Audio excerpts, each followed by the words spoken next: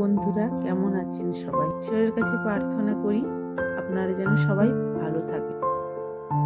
আজ সরস্বতী পুজো এবং Valentine's day. কে জানাই প্রীতি, শুভেচ্ছা ও ভালোবাসা।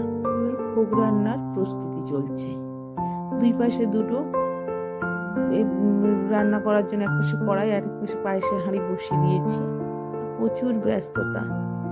আজ দুবার রান্না করতে হবে। একবার পুজোর ভোগ রান্না করতে হবে, আবার আগামীকালের জন্য শীতল ষষ্ঠী তারও ভোগ রান্না করতে হবে। আমার ভোগ রান্না করতে ভালোই লাগে। যে চালটা দিয়ে ঘি মাছ মেশানো চালটা দিয়ে দুধে নেড়ে চেড়ে দিলাম। এবারে এই পাশে কড়াইটা বসানো আছে। আজ ভোগে খিচুড়ি হবে, তাই ওই সোনামুগের ডালটা ভালো করে ভেজে নিচ্ছিলাম। এরই মাঝে আরেকটাও কাজ করে ফেলেছি। এই যে কড়াইটা বসিয়ে শীতল ষষ্ঠীতে গোটা সিদ্ধ হয়, সেই গোটা সিদ্ধতে যে মাসকলাই দেওয়া হয়, সেই মাসকলাইটাকেও নেড়ে চেড়ে ভেজে নিতে হয় আগে। সেই কাজটাও সেরে ফেলেছি, নাহলে আবার কখন যে করব সেই জন্যই ওইটাও এগিয়ে রেখেছিলাম। আপনাদের কার কার বাড়িতে এইরকম গোটা সিদ্ধ হয় আমার কমেন্ট বক্সে জানাবেন প্লিজ। বাড়িতে এসব প্রচলন ছিল না, তাই আমি জানতাম না। শ্বশুর বাড়িতে এসেই শিখেছি। এর মধ্যে দেখুন আমার তেলের বোতলের মুখটা খুলছেই না, খুব বিরক্ত লাগছে। তখন তাড়াহুড়ো করছি, আর এই পাশে আমি পায়েসে চিনিটা দিয়ে দিলাম, দিয়ে নেড়ে চেড়েই বন্ধ করে রেখে দেবো। খুবই ব্যস্ততা। আজ এত ব্যস্ত যে আপনাদের সঙ্গে দুটো মন খুলে কথা বলবো সেও হচ্ছে না। দেখুন কিরকম ব্যস্ত। তারপরে আপনাদেরকে তো আমি প্রতিদিনই প্রায় বলি যে আমার পায়ের প্রবলেম থাকায় আমার একটু সাবধানেই কাজ করতে হয়। এবারে এই যে চিনিটা দিয়ে দিই, চিনিটা বেশি ছিল, চিনিটা দিয়ে দিলাম ভালো করে মুছে। এর মধ্যে একটা কাণ্ড হয়েছে জানেন, আমার দুইবার পায়েসের দুধ উদলে পড়ে গিয়েছিল গ্যাসে। আবার সেই গ্যাস মুছে সব পরিষ্কার করে আবার আমি বসিয়েছি। এই যে এই পাশে আরেকটা কড়াই বসিয়ে যে সবজিগুলো দেব সেগুলো একটা একটা করে ভেজে নিচ্ছি। খিচুড়িতে দিয়েছিলাম ফুলকপি, আলু, গাজর, মটরশুঁটি আর বিনস। এই সবগুলোই আমি ভেজে নেব। ভাজা বসিয়ে দিয়েছি। ভাজাগুলো একটা একটা করে হবে, আর এই পাশেও এইগুলো চলবে আর কি। ওই গ্যাসে রান্না বসিয়ে যেন হরবড় হয়ে পড়ছি, কিন্তু কিচ্ছু করার নেই, আমাকে তো তাড়াতাড়ি করতেই হবে। তবু অনেক বেলা হয়ে গেছে। একটা করে আপনাদের সঙ্গে কথা বলতে বলতে ভাজাগুলোও হয়ে গেল, আর ওই পাশে আনাজ কাটাও প্রায় হয়ে এসছে। তো এই যে ভাজা করতে করতে আমি এরপরে খিচুড়িটাও বসিয়ে দেব। তো খিচুড়িটা বসাবো, তা তেল গরম করে মশলা টশলাগুলো দিয়ে দিলাম। এবারে নেড়ে চেড়ে সব কিছু দিয়ে বসিয়ে দেবো। আগে থেকে চাল আর ডাল ধুয়েই রেখেছি। এত ব্যস্ততার মাঝে খিচুড়ি রান্নার রেসিপিটা শেয়ার করতেও পারি। বিকালে শীতল ষষ্ঠী রান্নার কিছুটা আবার এগিয়ে যাচ্ছে। এবার সে চ্যাটার্জি বাবু সব ভোগ নিয়ে চলে এসে রেডি হয়ে গেছে পুজোর জন্য।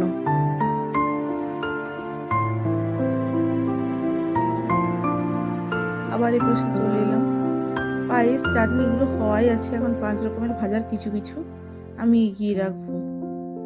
চলুন, ওই পাশে পুষ্পাঞ্জলি শুরু হয়ে গেছে। এখন পুষ্পাঞ্জলি দিচ্ছে। দেখুন দাঁড়ান, বাবা মন্ত্র বলছে, ও বলছে, দিয়ে পুষ্পাঞ্জলি দিচ্ছে।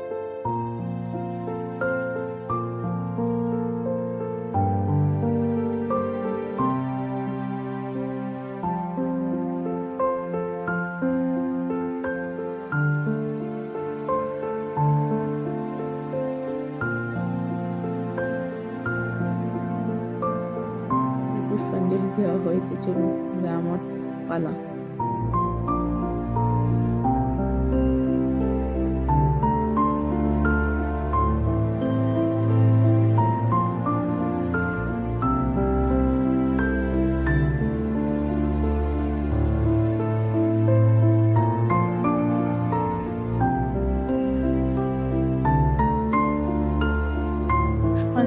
দাওয়া শেষ।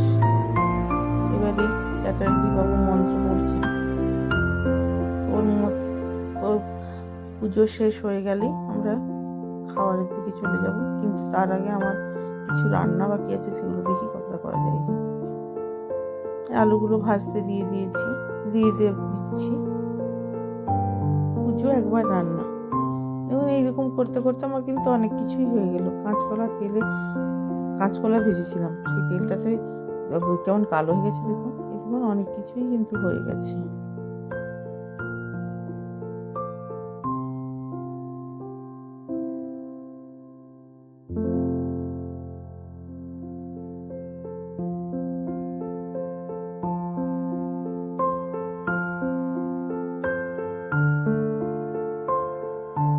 খাওয়া দাওয়া সেরে চলে এসেছি আবার রান্নার কাছে।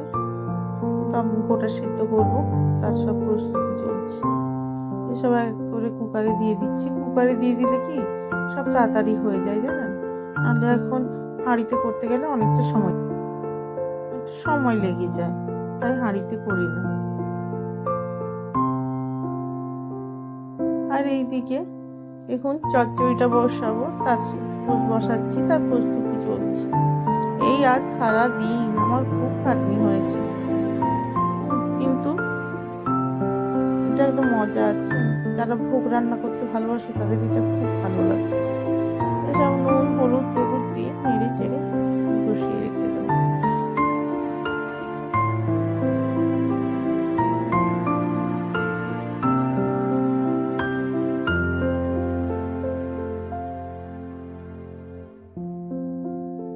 আবার এই যে এসে খুলে একটু নেড়ে দিলাম।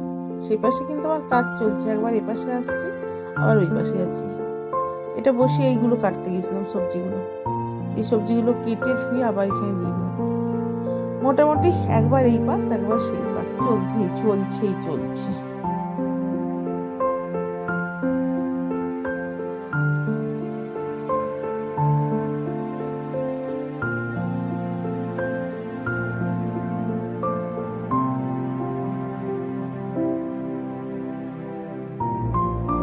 সবজিগুলো কষানো হয়ে গেছে, একটু আদা দিয়ে দিচ্ছি। এরপরে শাকটা দিয়ে দেবো। শাকটা দিয়ে নেড়ে চেড়ে আবার চলে যাবো বাঁধাকপিটা কাটতে। বাঁধাকপিটা কেটে রেডি করে এটা হতে হতে আমার বাঁধাকপিটা কাটা হয়ে যাবে। দিয়ে এই যে নেড়ে চেড়ে চলে যাবো সেই দিকে। আপনারা কত ব্যস্ত বলুন। এদিকে চলে এসেছি, আলু ছাড়িয়ে এখন বাঁধাকপিটা কাটতে হবে। ওই পাশে আমার এই বাঁধাকপি আর আলু কাটতে কাটতে আমার রান্নাটাও শেষ হয়ে যাবে। এটা করলেই শেষ হয়ে যাবে, এটা হয়ে গেলেই হয়ে যাবে আমার ছুটি। তার মধ্যে ভাতের চালটা আমি ধুয়ে হাঁড়িতে রেডি করে নিয়ে রেখে এসেছি। গোটা সিদ্ধটা হয়ে গেলে আমি ভাতটাও বসিয়ে দেবো, তাহলে বাঁধাকপি আর ভাতটা হয়ে যাবে, তাহলে ফিনিশ হয়ে যাবে। মোটামুটি আজকের দিনটা খুব ব্যস্ততার মধ্যেই কেটে গেল। যাই হোক, আপনারাও নিশ্চয়ই খুব ব্যস্ত। এই বাঁধাকপিটা কাটা চলছে। মেয়েদের সত্যি কথাই একা হাতে কাজ করতে খুবই কষ্ট হয়। তখন মনে হয় যদি শ্বশুর শাশুড়ি থাকতো, তাহলে শ্বশুর মশাই ছেলেটাকে যত্ন আত্তি করতো, আর শাশুড়ি মা হয়তো আমার পাশাপাশি কাজের একটু সাহায্য করতেন। আমার বাড়ির চ্যাটার্জি বাবু, তিনি তো এই সমস্ত কাজে অপারক, এই সমস্ত কাজ তিনি পারেননি। আবার এই পাশে চলে এলাম আনাজ কাটতে কাটতে এটা দেখতে। দেখে এটাও প্রায় হয়েই এসছে, ওই ভাতটাও বসিয়ে দিয়েছি। এটা হয়েই গেছে, এটা নামিয়ে দেওয়ার পালা। আর বেশিক্ষণ লাগবে না, হয়ে যাবে। আবার চলে এসছি এদিকে। মোটামুটি চরকি ছুটার মতন ছুটছি আজকে, তার মতো অনেক বকবকও চলছে। চ্যাটার্জি বাবুকে দিয়েছি আচ্ছা বসে, একটু এগুলো শিখতে পারে না, একটু হাতে হাতে করতে পারে, যা বলছিলাম আর কি। শাশুড়ি থাকলে তো করতো, নেই আমার শাশুড়ি, আমার বিয়ের আগেই মারা গেছেন। শ্বশুর শাশুড়ি কেউ নেই আমার। তখন আমার এক ছোট ননদ আমার খুব ভালোবাসে, কিন্তু তার বাড়িতেও আজ পুজো। যে কেউ কারোর হেল্প করবে সে হবে না। আমার শ্বশুরবাড়ি পাশাপাশি আত্মীয় স্বজনরা, শ্বশুরবাড়ি আত্মীয় স্বজন, কিন্তু আমার বাড়ি মেদিনীপুর, আমার বাড়ি অনেক দূর। আমার বাড়ির এখানে কেউ থাকে না যে আমি তাদেরকে নিয়ে এসে একটু হেল্প পাবো। আমার বাড়ি কৃষ্ণনগর থেকে প্রায় 250 কিলোমিটার। যাই হোক, হয়ে গেছে কথা বলতে বলতে আপনাদের সঙ্গে কথা বলতে বলতে আমার সময়টাও কেটে গেল আর কাজও হয়ে গেল। করে আর এই যে পরিষ্কার পরিচ্ছন্ন করতে হবে, আমার আবার পরিষ্কার পরিচ্ছন্ন করতে গেছি। এই যে তরকারিটাও হয়ে গেছে, তরকারিটা হয়ে গেছে। এবারে আমার প্রতিবেশীদের একটু চিনি দিয়ে দিলাম, তরকারিটা হয়ে গেছে। তো এবার প্রতিবেশীদেরকে রেখে প্রসাদটা দিয়ে দেবো। এতে আর একটা মশলা দেবো, ভাজা মশলা, সেটাতে আছে ধনে, জিরে আর মৌরি মিশ্রণ, সেই মশলাটাও দেব, দিয়ে তারপরে নামাবো। মোটামুটি আজ এই চলবে।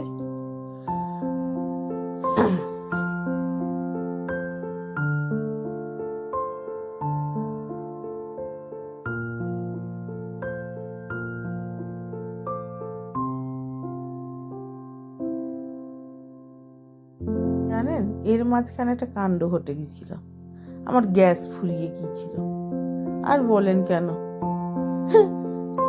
তারপরে আবার সে গ্যাস লাগিয়ে আবার পুনরায় রান্না চলছে। জানেন কিরকম অবস্থা বলুন তো? এগুলো না ভগবানের পরীক্ষা, কত আমার সহ্য শক্তি আছে না, সেই পরীক্ষা করেন উনি। এইরকম করে কেটে গেল। আর ধুয়ে তেল গরম করে তেল দিয়ে দিলাম। তেলটা না ভালো করে গরম হয়নি, আমার মনেই ছিল না যে আমি ওটা বাড়াই নবটা। তাতেই জিরে দিয়ে দিয়েছি, দেখুন জিরে দিয়ে দিতে, আর জিরেটা ভালো করে এবার বাড়িয়ে দিতে, তখন আবার এটা কাঁচা লঙ্কা দিয়ে ফোড়ন দিয়ে আলুগুলো কষাতে দিয়ে দিয়েছি। এটাও দিয়ে দিচ্ছি। এটা এই যে হলুদ দিয়ে নেড়ে চেড়ে ঢাকা দিয়ে দেবো। একটু কষানো হয়ে গেলে তারপরে বাঁধাকপিটা দিয়ে দেবো। ওই পাশে প্রায় আমার ভাতটাও হয়ে গেছে। তার মাঝে আবার বাসন টাসনগুলোও ধুয়ে নিয়েছি, কিন্তু 2 ঝুড়ি বাসন, কত বাসন। আমার কাজের লোক নেই মানে আমি রাখিনি, আমার কাজের লোকের কাজ পোষায় না, মানে পোষায় না তার কারণ আছে। কাজের লোক ঠিক মতো আসে না, তখন সেই আমাকেই করতে হয়। তারপরে ভালো করে বাসন ধোয় না, আমাকেই করতে হয়। এরকম করে অতিষ্ঠ হয়ে গেছিলাম। একটু আদা কুড়িয়ে দিয়ে দিলাম, দিয়ে আদাটা কুড়ে দিয়ে দিব, দিয়ে নেড়ে চেড়ে এবারে ঢাকা দিলাম।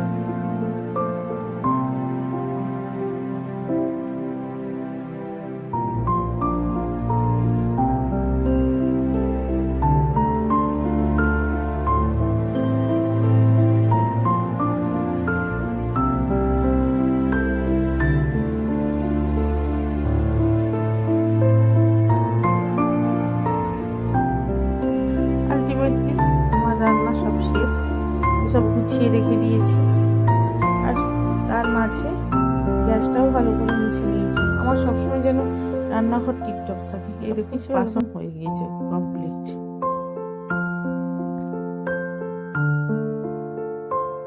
এই যে দেখুন বরের ন্যাকামিটা দেখুন, চ্যাটার্জি বাবুর ন্যাকামিটা দেখুন, বুড়ো বয়সে এত কিছু খাটিয়ে খুটিয়ে এখন ভ্যালেন্টাইন্স ডেতে গিফট মারছে। দেখুন গোলাপ ফুল, আরে ও কত ভালোবাসে সেটা কথা নয়, কিন্তু ওই যে আনাজ মানাজ কেটে একটু হেল্প করবে সেসব দিকে নেই, বুঝেছেন?